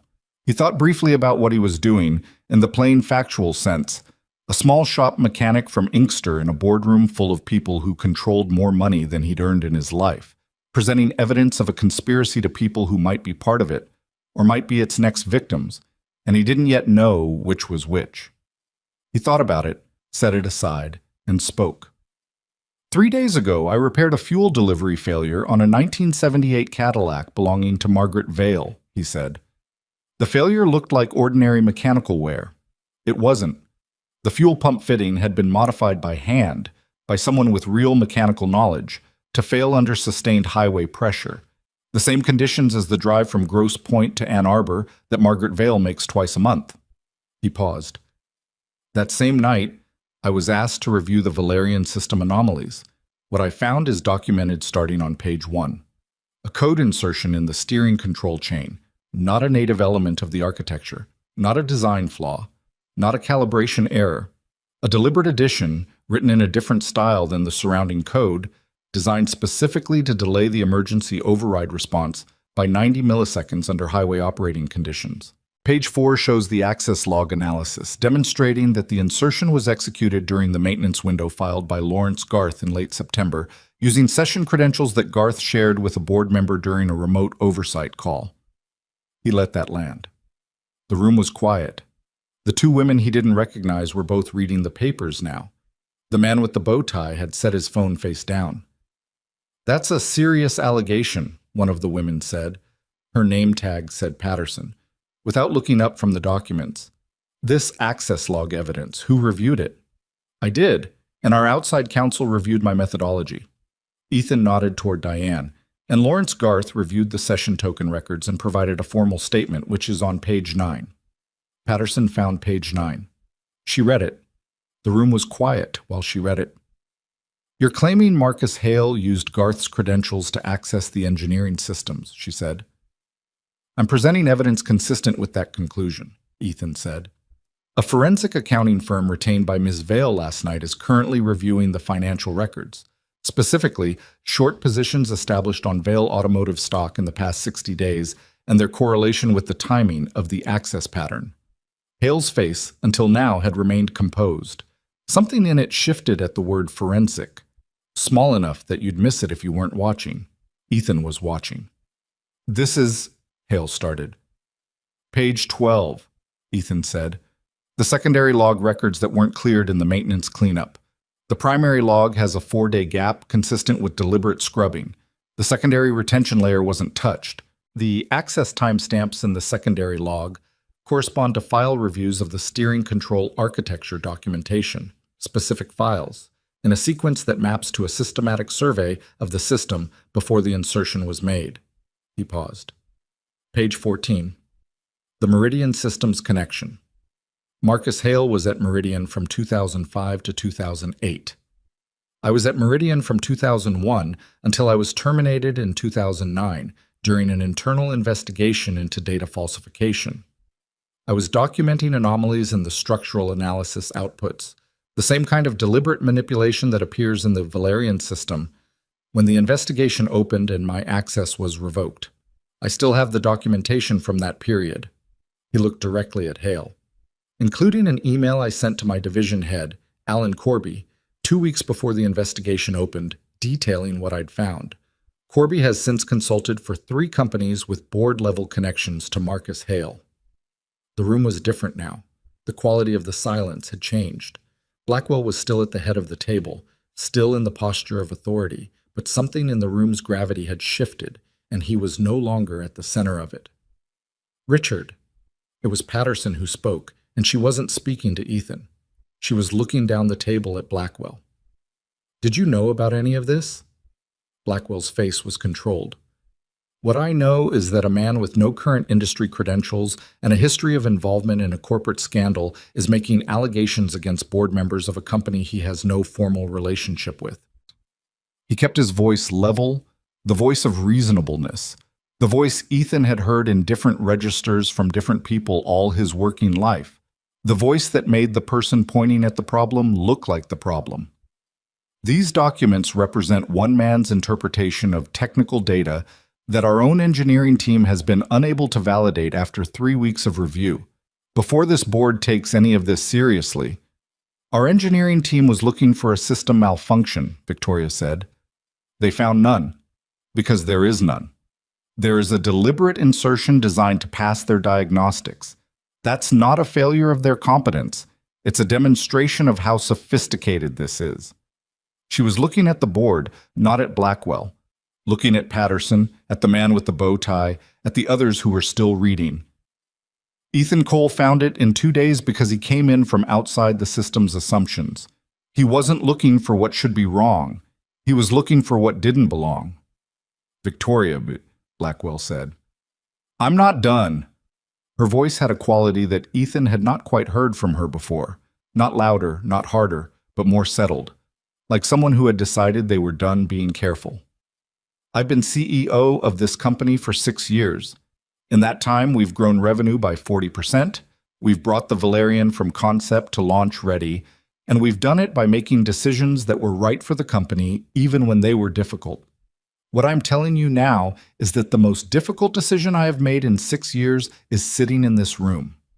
I'm telling you that 2 members of this board, the chairman and a long-standing member, are connected to a scheme that would have killed people, not damaged the stock, not embarrassed the company, killed people. At highway speed in a car that thousands of people were going to buy." She paused. "If that doesn't override a confidence motion, I don't know what does." The room held that. Blackwell looked at Hale. It was a fast look, the kind between people who have a separate conversation running underneath the one everyone else can hear. Hale gave the smallest shake of his head. "Barely visible." Blackwell looked back at the table and did something that Ethan hadn't quite expected. He straightened in his chair and reassembled his expression into something close to indignation, because the play now was not retreat. The play was to make this a contest of credibility, to force the board into a he said, she said that bought time and muddied the water and let lawyers negotiate the outcome over months, while the investigation stalled and the evidence aged. "I'm going to request that we table this presentation and bring in an independent board counsel to review these materials before," Blackwell began. The door opened. 2 men in suits walked in, and they had the particular quality of people who had not knocked because knocking was not the nature of their arrival. One of them was carrying a credentials wallet that he opened briefly for the room. Federal agents. Behind them came a woman Ethan didn't recognize who walked directly to Diane Reeves and leaned down to say something quietly. Diane looked up at Victoria. "The forensic accounting review came back faster than expected," she said. "They found it." Blackwell had gone very still. "Found what?" Patterson said. "Short positions on Vail Automotive stock," Diane said, "established through 3 separate brokerage accounts over the past 45 days. Combined position size is approximately $40 million, structured to pay out on a 30% stock decline." She looked at her notes. The accounts are registered to shell companies, but the beneficial ownership traces to 2 individuals. She paused for a moment that had weight in it. Richard Blackwell and Marcus Hale. The room didn't erupt. That was the thing about rooms like this. They didn't erupt. They went tight. People stopped moving, stopped shuffling papers, stopped clearing their throats, and the silence was so complete you could hear the building's ventilation system and faintly the sound of traffic 7 stories below. Hale pushed back from the table. He didn't stand. He just pushed the chair back, as if creating distance from the table was the same as creating distance from what was on it. "I'd like to call my attorney," he said. "You can do that," one of the federal agents said. "We'll need you both to remain in the building while we do some preliminary." "This is absurd," Blackwell said. His voice had lost the smoothness. Not broken. He wasn't the kind of man who broke easily, but the surface had cracked enough to show what was underneath, which was someone who had spent a long time being the one who controlled the pace of things and was discovering that he no longer did. "You're going to take the word of a fired mechanic over." "I wasn't fired," Ethan said. "I was included in a termination that was based on an investigation that was designed to shut down the person who was finding what you'd done. And you didn't get all of it because I kept the folder." Blackwell looked at him. For a moment it was just that. Two men on opposite sides of 14 years of something, and whatever Blackwell was looking for in Ethan's face, the satisfaction of having finally gotten there, the anger, the vindication, he didn't find it. Because what Ethan felt in that moment was not any of those things. It was something quieter, the sense of a long-held breath finally being released. "Sir?" The federal agent moved toward the end of the table. "We need you to stay seated." The next hour was procedural and uncomfortable in the specific way of things that have been set in motion and cannot be stopped. The board members who were not Blackwell and Hale spent most of it in stunned consultation with each other at the far end of the table. Patterson asked Ethan 4 more technical questions and received 4 answers she appeared to find satisfactory. Garth was called in at some point and gave his statement to one of the agents in the corner of the room, standing with the posture of a man who knew he'd been used and was doing the thing that needed doing about it, which was the best available outcome for him. Ethan sat in a chair against the wall, not at the table, not in the meeting, just present, and drank a cup of coffee that was actually decent, from a carafe someone had set up near the door, and watched the procedural machinery move around him. Victoria sat at the table through all of it, answering questions from the agents when they had them, signing documents when Diane put them in front of her, holding the position of CEO with the particular kind of effort that looks like no effort at all and costs more than most people would pay. At some point, in a brief gap between questions, she looked over at Ethan across the room. "Are you okay?" she said. The question surprised him. Not the question itself, but that she'd asked it. He thought about it honestly. "Yeah," he said. "I'm okay." She nodded, and then the next question came, and she turned back to it. By noon, Blackwell and Hale had been escorted from the building. By 1 in the afternoon, an emergency board session had voted to suspend their board memberships pending the federal investigation. By 2, Patterson had been appointed interim board chair.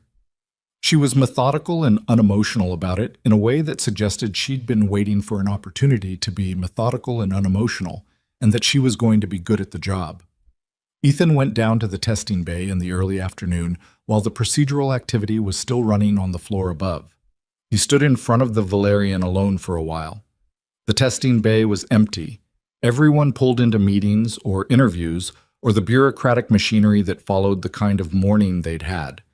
The car looked the same as it had 3 days ago when he'd first walked in, sleek and expensive and full of potential.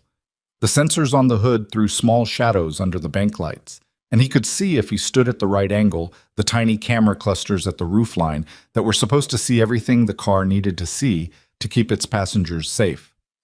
Someone had put 90 milliseconds into this car, like a knife, small enough to be invisible, precise enough to be lethal, and the car had never known. He put his hand on the hood. The metal was cool. Preston appeared from somewhere behind him. The young engineer stood beside the Valerian with his hands in his pockets, looking at the car the way you looked at something you'd built that had almost been turned against the people it was meant to protect. "We'll find it," Preston said. He meant the full extent of it, whether there was anything else inserted, any other modification hiding in the system. "We'll go through every line. It'll take time, but we'll find everything." "I know you will," Ethan said. Preston looked at him with the expression of someone who wanted to say something and was struggling with the phrasing. "For what it's worth," he said finally, "the way you read that access log, the way you knew to look at the secondary retention layer." He stopped. "That's not shop mechanic work." "No," Ethan said, "it's not." Preston nodded and moved away toward his workstation, and Ethan stood with his hand on the hood of the Valerian for another moment, and then he straightened up and rolled his shoulder, which had been aching since morning, and thought about Dennis's Silverado running on Route 23 somewhere carrying its owner to work, and about the Civic back at the shop waiting on a timing belt, and about Margaret Vale in her house in Grosse Pointe with the garden club on Tuesday, and Ann Arbor on alternating Sundays. He found Victoria on the 4th floor, standing at the window of the now empty boardroom, looking out at the Dearborn skyline. The day had cleared slightly. Not warm, but clearer. The kind of October afternoon that made the city look exact. "How are you doing?" he said, because it was her turn to be asked. She thought about it the same way he had. "I don't know yet," she said. "I think I'll know in a few days. Right now I just feel operational. Like I'm still running the crisis, and the crisis might be over and I haven't caught up to that yet." "That's about right," he said. She turned from the window. "The Valerian delay is going to cost us," she said. "Not fatally, but significantly. We'll have to reopen the pre-order window, manage the press, explain the delay without explaining everything behind it, while the investigation is active." She said it with the flat honesty of someone taking inventory. "It's going to be a difficult few months." "I know." "The company will survive it," she said. "I'm reasonably sure of that." A pause. "Are you going back to the shop?" "Tomorrow," he said. "I've got a Civic waiting on a timing belt and a diagnostic I promised by Friday." She looked at him for a moment. He thought she was going to say something formal. "Thank you. Here's a check. The company appreciates your contribution." The executive version of the conversation. Instead, she said, "My mother wants to have you over for dinner." He blinked. "She called me this morning before any of this." Victoria gestured generally at the boardroom, the morning, the last 3 days. She said she'd been thinking about the mechanic who fixed her car and didn't charge her, and that she wanted to make him a proper meal. She paused. "She makes a very good pot roast. She'll tell you it's nothing, but it's actually quite good." He thought about Margaret Vale in her tan cardigan, hands folded in her lap in the rain, waiting with the patience of someone who had long ago decided that most things could be waited through. "Tell her I'd like that," he said. Victoria nodded. There was a quality to her face in that moment that was different from the CEO expression, different from the crisis management expression, something more simply human, the face of a daughter whose mother was fine and whose company was going to survive and who had just spent 3 days watching someone do the right thing at personal cost without making a performance of it. "Ethan," she said. "Yeah." "Thank you." She said it simply, without the professional apparatus around it. He nodded once. "Take care of your car, Wub," he said. "The German one. Get the brake fluid checked. Those systems need the fluid flushed every 2 years, and most dealers skip it." She laughed. It was a real laugh, brief and a little surprised, and it was the first laugh in 3 days in that building, and it made the room feel like something that could go back to normal. He picked up his jacket and walked down the corridor toward the elevator, and then the lobby, and then the parking lot, and the truck, which was sitting exactly where he'd left it 3 days ago when he'd arrived with the parts run still in the back seat and no idea what he was walking into. He sat in the truck for a minute before starting it. The parking lot around him was the ordinary parking lot of a company getting through a difficult day. People moving between buildings, a delivery van pulling out of the service entrance, 2 women he didn't know talking near a side door with the animated shorthand of people processing something unexpected. He started the truck. The engine caught on the first turn because he kept it maintained, because that was the thing he did, because it mattered that things worked. He drove back to Inkster. The shop was dark when he got there, the bay empty, the street outside quiet, in the middle of the day way of residential streets that weren't yet thinking about the evening. He unlocked the bay door and rolled it up and stood in the entrance for a moment, looking at the Civic on the lift and the stack of work orders on the desk and the smell of the place, oil and rubber and old metal, which was the smell of his working life and was not romantic and was not particularly dignified and was completely, specifically, his. He got his tools out and went to work on the timing belt because the timing belt wasn't going to fix itself. And Mrs. Kowalski, who owned the Civic, needed her car by Friday. And Ethan Cole was a man who did what he said he was going to do, which was, when you stripped everything else away, the reason the last 3 days had happened the way they did. The timing belt on Mrs. Kowalski's Civic took 3 hours and 40 minutes, which was about right for a job that the manual said took 2.5 hours, because the manual was written by people who didn't account for a seized tension or pulley and one bolt that had been cross-threaded at some previous service and had to be worked out slowly with a tap set and patience. Ethan finished it just after 5, lowered the lift, started the car, and listened to the engine for 2 full minutes before he was satisfied. Then he locked up the shop and went upstairs and stood in the shower until the hot water ran out. He slept 10 hours that night. He didn't remember dreaming. The days that followed had the quality of something returning to its natural shape after being compressed. He opened the shop.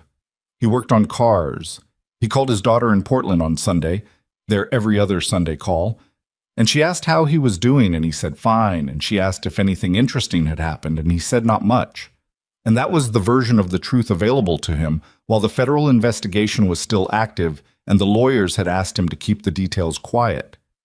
She told him about a building she was designing, a community library in a neighborhood that used to be a rail yard, and he listened to the pleasure in her voice when she talked about the problem of natural light through a north-facing facade, and felt the ordinary, complicated love of a father who hadn't been around enough and was trying to do better at the parts he still could. He didn't hear from Victoria for 11 days. When she called, it was on a Thursday afternoon while he was underneath a 2014 F-150 with a failing rear differential, and he let it go to voicemail and called her back when he was done, because the differential wasn't going to wait, and Victoria Vale had enough competent people around her to handle 11 more minutes. "The SEC filing is complete," she said when he called back. "Federal charges have been filed against Blackwell and Hale. Securities fraud, market manipulation, criminal conspiracy. Hale's attorney is already in talks about a cooperation agreement, which means we'll probably know more about the full scope of it before this goes to trial." A pause. "There are 2 other companies in the picture. Companies where the same pattern appears. Manufactured technical failures ahead of stock events. We're not the first." "I didn't think you were," Ethan said. "Meridian is being reopened. The original investigation. There's a federal attorney who wants to talk to you about your documentation." "I know. Diane's office called me." "Are you going to do it?" "Already have an appointment." He wiped his hands on a shop rag. "What about Garth?" "No charges. He cooperated fully, and there's no evidence he was anything other than used. It's been hard for him." A pause. "He keeps saying he should have known. I keep telling him that's not how it works, that being trusted by someone who then uses that trust against you is not a personal failure. He doesn't quite believe me yet." "He will eventually," Ethan said. "It takes time." The call was quiet for a moment. "The Valerian," Ethan said. "Where are you with it?" "Preston's team completed the full code audit last week. They went through every line. The delay module was the only insertion. Nothing else was touched." Her voice had a relief in it that she didn't try to hide. "We've rebuilt the affected module from scratch, run it through an independent safety verification, and we have a new launch date, 14 weeks out. We're telling the press it was an extended safety validation period, which is true enough." Another pause. "The pre-orders held, 91% of them." "That's good," Ethan said. "It is." She paused again, and he could tell there was something else, something she was coming to in her own time. "The board met Tuesday. Patterson is doing well as interim chair.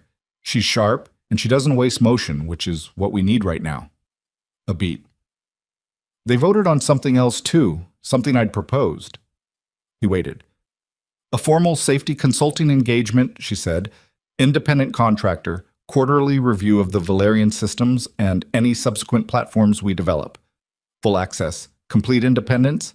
You report findings directly to the board, not through any internal chain." She paused. "And the offer to keep your shop. I want to be clear about that. This isn't a job offer. It's not asking you to come work here. It's asking you to be the person who looks at what we build from outside our assumptions, the way you did 3 weeks ago. On your schedule, in your shop, on your terms." He sat with that for a moment. Outside the open bay door, a car went past on the street, slowing for the speed bump 2 houses down, and then the neighborhood was quiet again in the Thursday afternoon way it always was. A dog somewhere, a kid's voice, the distant sound of a leaf blower on the next block. "What's the quarterly commitment look like?" he said. 3 days, maybe 4. We'd send you the documentation ahead of time so you're not reading cold when you come in. Travel, compensation, all of that. Diane will have the contract language when you're ready." She paused. "Ethan, I know what this job looks like from the outside. I know it's not the same as what you had before. But what I need is someone who won't be captured by our internal logic, who will read our systems the way you read my mother's engine. Like someone with nothing to prove and nothing to protect." "That's a specific thing to need," he said. "You're a specific kind of person," she said. "They're not common." He thought about what to say, and then decided that the honest answer was simpler than whatever else he might try to dress it up as. "Send me the contract," he said. "I'll read it." He heard something that might have been relief in her exhale. "One more thing," she said. "My mother, Sunday. She's been asking since the week after everything happened, and I've been putting her off because I thought you needed time, but she's fairly persistent." "I remember," Ethan said. "Tell her Sunday works." Margaret Vale's house was in a neighborhood of old brick homes with deep front porches and oak trees that had been there long enough to heave the sidewalks. The house itself was cream-colored with dark green shutters, and the garden in front had been put to bed for winter with the careful attention of someone who took the coming spring seriously. Ethan parked on the street and sat in the truck for a minute, not out of anxiety exactly, but because there was something about the house that required a moment, something settled and deliberate about it, the quality of a place that had been lived in honestly for a long time. Margaret answered the door before he knocked, which meant she'd been watching for him, and she was wearing a different cardigan from the one on the roadside, blue this time, with the same careful buttoning to the collar, and she looked at him with the same assessing calm she'd had through the 2-inch gap in the car window in the rain. "You're taller than I remembered," she said. "It was dark," he said. "Come in." She stepped back from the door. "Wipe your feet." Victoria never wipes her feet. The inside of the house was the inside of a house where someone had lived a full life without trying to edit it into a magazine. Books on the shelves in no particular order. A piano in the corner of the living room with sheet music open on the stand. Family photographs on the walls in an accumulation that had grown organically over decades, rather than being arranged all at once. It smelled like the pot roast that Victoria had promised, and underneath that like old wood and dried flowers from the garden. Victoria was already there, sitting at the kitchen table with a glass of wine, looking more relaxed than he'd seen her in 3 weeks, which wasn't saying much but was noticeable. She raised the glass slightly when he came in. "She wouldn't let me help with anything," Victoria said. "I've been sitting here for 40 minutes. "You'd be in the way," Margaret said from the stove. "I cook," Victoria said to Ethan, with the mildly defensive tone of someone who'd been having this argument for decades. "She makes one thing," Margaret said. "A pasta. It's fine." Ethan sat down at the kitchen table. Margaret produced a beer from the refrigerator and set it in front of him without asking, which he appreciated. "How's the car?" he said. "Running perfectly," Margaret said. "I had it looked at by the shop you recommended. The young man there? Kenny. He went through the whole fuel system. He was very thorough. He also told me the carburetor needs rebuilding, which I already knew, and that the tires are aged, which I also already knew." She stirred something on the stove. "I told him I'd deal with it in spring. He looked at me the way young people look at you when you've made a decision they don't agree with." "Aged tires can be a problem," Ethan said. "So can giving in to everyone who tells you what to do with your own property," she said, without heat. "I drove that car in worse condition than this for 30 years. It knows me." He didn't argue. There was a version of that logic he understood better than most people would assume. They ate at the kitchen table, not the dining room, which Margaret said was for occasions, and this was just dinner. And the pot roast was as good as Victoria had said, and the conversation moved the way conversations moved in houses like this, without agenda, touching things, and leaving them and coming back. Margaret asked him about the shop, about what it was like to work alone, about whether he missed the engineering work. He answered honestly, which with her seemed like the only available mode. "Do you?" she said. "Miss it?" He thought about the honest answer. I missed what I thought it was going to be, he said. When I was 28 and starting out, I thought engineering was going to be about solving problems. Real problems, things that affected how well something worked, how safe it was. And sometimes it was, but a lot of it was something else. Politics, positioning, people protecting things that had nothing to do with the actual work. He turned his beer glass on the table. The shop is just the work. Someone needs their car fixed, I fix it. They tell me it runs better. I know it runs better because I made it run better. There's a directness to it that I didn't expect to value as much as I do. Margaret listened to all of this. She had the quality of a person who listened completely, not waiting for her turn to speak, but actually receiving what was said. My husband was an engineer, she said. Civil. He built bridges. Literally. Not as a metaphor, though he used to joke that it was both. A pause. He said the same thing eventually, that the work was the part that was real. Everything around it was just weather. Victoria was quiet on her side of the table, listening in the way she listened when things mattered. He was right, Ethan said. He usually was, Margaret said. He was insufferable about it. But she said it the way you said things about people you'd loved for a long time, with the particular tenderness of someone who had earned the right to find a person's faults dear. After dinner, Victoria helped clear the table despite Margaret's mild resistance, and Ethan dried dishes because it seemed like the right thing to do, and the kitchen was small enough that standing around felt worse than participating. Margaret washed and talked about her garden. What had come up well this year?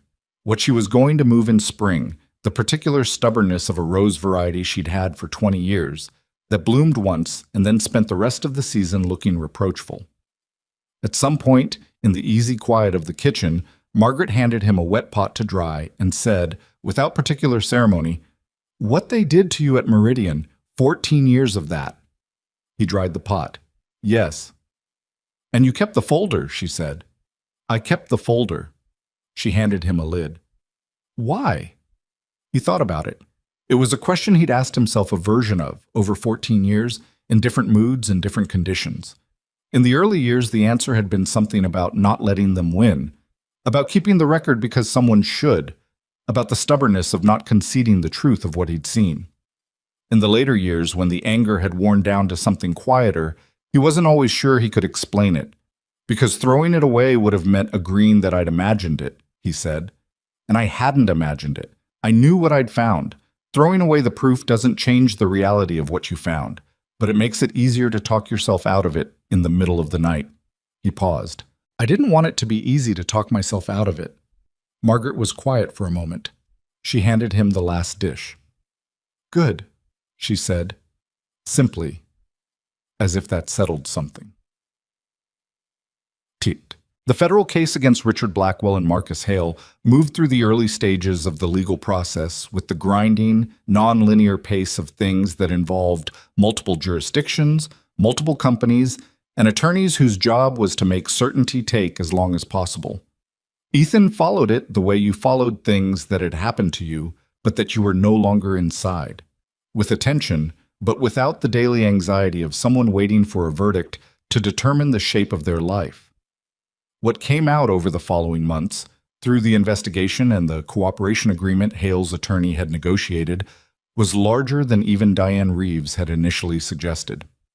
The scheme went back not 14 years, but closer to 20. Blackwell and Hale had met in the late 1990s during a period when both were navigating the edges of the automotive industry. Blackwell in investment, Hale in corporate development, and had recognized in each other a particular appetite. Not for building things, but for the leverage that came from knowing where things were fragile. They had developed, over years of iteration, a method. Find a company with a high-stakes technical project.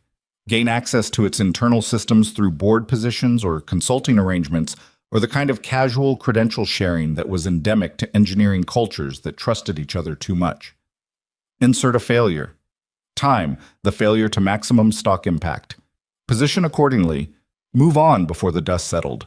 Meridian had been the fourth company. Vale Automotive would have been the seventh. Alan Corby, Ethan's former division head, entered into a cooperation agreement of his own and confirmed what Ethan had suspected. that the internal investigation at Meridian had been directed from outside, shaped to look like it was finding the problem while actually burying it, and that the terminations, including Ethan's, had been chosen specifically because the people who were let go were the ones who were closest to understanding what had actually happened. Corby had known, or had known enough, and had made the calculation that most people made when the choice was between their career and the right thing. He said this in his statement with the flat, exhausted honesty of someone who had been carrying it for a long time. Ethan read the statement. He didn't feel what he'd expected to feel, which was something like vindication or rage or the particular satisfaction of being proven right after being told for years that he was wrong. What he felt was something more complicated and less satisfying, a kind of sorrow for the shape of it, for the ordinary human failure that was at the center, the ordinary way people chose the comfortable path and then lived inside the choice they'd made. He thought about that for a while, and then he went back to work, because the work was the thing that was real, and the cars didn't wait. The formal clearing of his record came through the following spring, a letter from the federal attorney's office, dry and procedural in language, confirming that the findings of the original Meridian investigation had been vacated and that the records pertaining to his termination had been corrected. He read it twice at his kitchen table with a cup of coffee going cold beside him, and then he put it in the accordion folder with the 14-year-old documentation and put the folder back in the bottom drawer. His daughter called that weekend, not the regular Sunday call, but a midweek call, which meant Victoria had told her or the news had reached her some other way. "Dad," she said, "I just saw the thing about Meridian." "Yeah," he said. "Are you okay?" He thought about it the way he'd been thinking about that question lately, actually rather than reflexively. "Yeah," he said. "I think I am." A pause. "How's the library coming?" She told him about the library. The north-facing light problem had been solved with a clearer story, a row of high windows above the main reading room that caught the morning sky and moved it across the floor as the day went on. She was proud of it in the careful way she was proud of things, not boasting but letting the pleasure come through without trying to contain it. He listened, and the pleasure was contagious, and for the length of that conversation the kitchen felt like the right size. "Come see it when it's done," she said. "It opens in September. I want you to come." "I'll be there," he said. He meant it. Then, the first quarterly review under the Vail Automotive Consulting Agreement happened in late April, when the Michigan winter had finally let go and the Dearborn complex looked different in the spring light. Less austere, the parking lot trees showing new green. Ethan arrived with the documentation he'd reviewed at home, drove into the facility with his badge, and spent 2.5 days going through the Valerian's rebuilt systems and the early architecture of the next platform Vail was developing. A commercial delivery vehicle with a different sensor suite and a completely different control philosophy. Preston met him in the testing bay on the first morning. They shook hands with the comfortable brevity of people who had gotten past the part where they didn't trust each other. "Anything in the pre-read that flagged for you?" Preston said. "A few things I want to look at in the steering redundancy layer," Ethan said. "Not necessarily problems. Just want to see how they handled the backup pathway architecture after the rebuild." "Come on," Preston said, and walked him to the workstation, and that was how it went. Professional and direct and without the performance of last time, which was the way things worked when they'd been through something together and come out the other side still standing. On the second day, Victoria stopped by the testing bay in the early afternoon. She didn't stay long. She had the compressed schedule of someone running a company in a complicated period, but she stood beside the workstation for a few minutes and asked about the delivery vehicle architecture, and he told her what he was seeing, and she listened in the way she listened when it was technical information she needed rather than technical information she was performing interest in. "The Valerian sales numbers came in," she said before she left. "First month of the new launch window." "How are they?" "Better than projected," she said. "Not by a lot, but better." He nodded. "People are buying it because it's safe," she said. "That's what the focus groups are saying. After everything, the delay, the vague press about extended safety validation. The buyers who stayed are the buyers who cared about safety first, which turns out to be the best buyers to have." She paused. "I thought you'd want to know." "I did," he said. "Thanks." She left. He went back to the architecture review. On the drive home that evening, out on the Southfield Freeway heading back to Inkster with the April sun coming in at a low angle through the windshield, he thought about something that had been sitting at the edge of his attention for a while, something he'd been letting gather without forcing it. He thought about what it meant to be good at something that nobody could see. For 14 years, he had been good at his work in a context that reduced it to the minimum visible version. A man who fixed cars. People brought him their vehicles because he was competent and honest and didn't overcharge them, but they didn't think about what that competence actually was, what it had cost to build, what it drew on. They knew he fixed things. They didn't know what fixing things required. And he had made a kind of peace with that, the way you made peace with things that couldn't be changed. But the peace was incomplete in a way he hadn't quite admitted. What the last months had done was not restore some lost status. It hadn't given him a title or a corner office or any of the external markers that said a person counted. What it had done was something quieter and more durable. It had demonstrated, in conditions that could not be argued with, that the specific competence he'd spent 25 years developing was real and consequential and capable of mattering at a level that other people's lives depended on. Nobody had given him that. It had been true the whole time. It had simply been visible in a context where it could be seen. He thought about how many people were walking around with competence that nobody could see. Not because they lacked confidence, not because they needed validation, but because the context they operated in had no mechanism for revealing what they actually were. Shop workers and caregivers and teachers, and the hundreds of ordinary occupations that required skill and judgment, and the kind of patience that wasn't celebrated, because the places where those things operated had no press coverage, and no stock price, and no dramatic failure to make the skill visible. The system didn't see people, he thought. It saw credentials and titles and the proxies for competence rather than competence itself. And it kept making that mistake, and people kept getting hurt by it. And the Blackwells of the world kept being able to exploit it, because a world that valued the credential over the actual thing was a world where you could always manufacture a credential and nobody would look past it. He didn't know what to do with that thought in any large sense. He was not a person who fixed systems. He was a person who fixed the specific thing in front of him as well as he could, and trusted that doing that consistently was the contribution available to him. The shop came up on his right, and he turned into the alley behind it and parked. The bay was dark.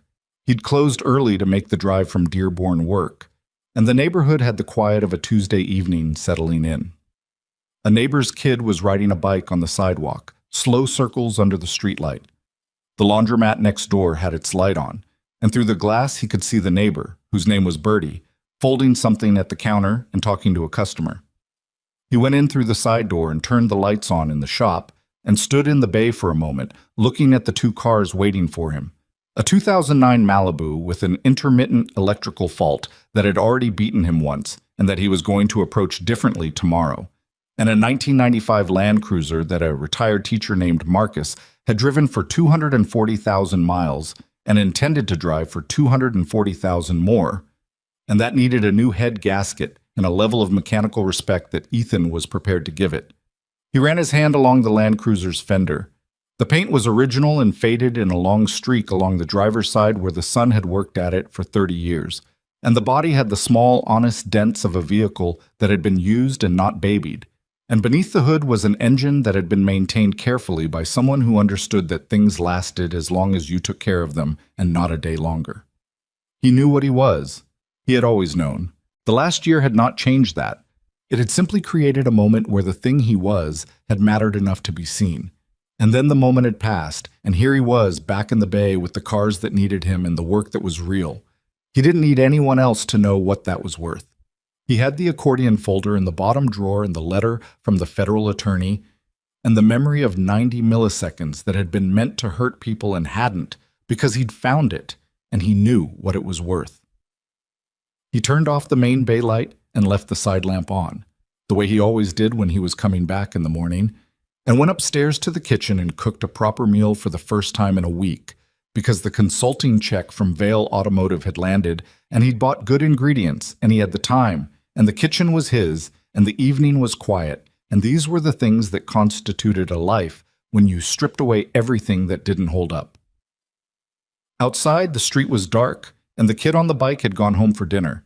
And somewhere on Route 23, a white 1978 Cadillac DeVille was sitting in a driveway in Grosse Pointe, running correctly, waiting for Tuesday and the garden club and the alternating Sunday drive to Ann Arbor that it had been making for 30 years and would continue to make for as long as Margaret Vale decided it would. Some things lasted because someone decided they were worth taking care of. Ethan Cole had always understood that. It was the first thing he'd ever learned about engines, and it was the last true thing he knew, and it had never failed him yet.